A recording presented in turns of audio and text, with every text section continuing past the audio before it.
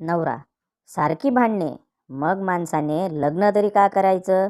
बायको: मग प्रत्येक वेळी भांडायला आम्ही माणूस आणायचा तरी कुठून?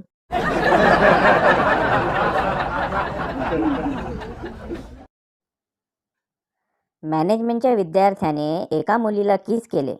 मुलगी रागाने: हे काय आहे? मुलगा: हे डायरेक्ट मार्केटिंग आहे. मुलगी त्या मुलाच्या कानशिलात वाजवते. मुलगा रागाने: हे काय आहे? मुलगी: हा कस्टमर फीडबॅक आहे.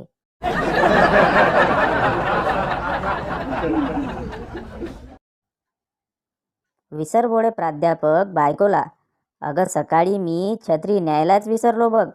पत्नी: तुमच्या ते लक्षात केव्हा आलं? प्राध्यापक: कॉलेजमध्ये गेल्यावर छत्री बंद करण्यासाठी मी हात वर केला तेव्हा.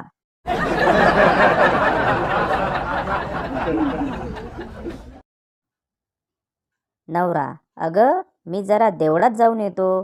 पत्नी: अहो जा, पण काही विसरून येऊ नका. नवरा: अगं मी देवळातून जाऊन आलो बघ, पण न विसरता छत्री घेऊन आलो. पत्नी: अरे देवा, अहो पण तुम्ही छत्री कोठे नेली होती? तुम्ही तर रिकाम्या हाताने गेला होता.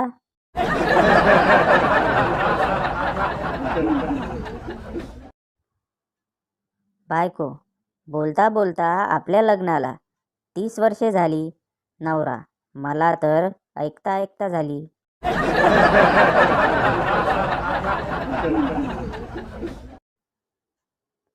पावसाळ्यात 3 गोष्टी लक्षात ठेवा. 1. पावसात गाडी सावकाश चालवा. 2. गाडी चालवताना पुढचा ब्रेक दाबू नका. 3. आणि पोरीकडे बघून रेस वाढवू नका, कारण त्या मनातल्या मनात बोलतात, हे मेलं थोबाडावर पडलं पाहिजे.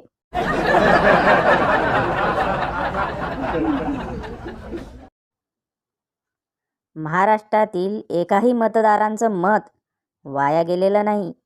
ज्या ज्या पक्षाला मतदान केलं त्या त्या पक्षाची सत्ता आली.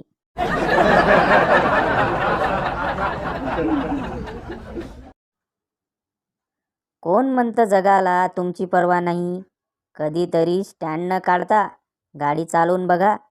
3-4 जण नक्की बोलतील, भावा स्टँड.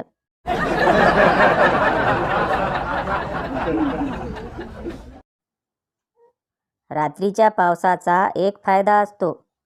जरी तुम्ही पायरीवर मुतला तरी कुणाला कळत नाही.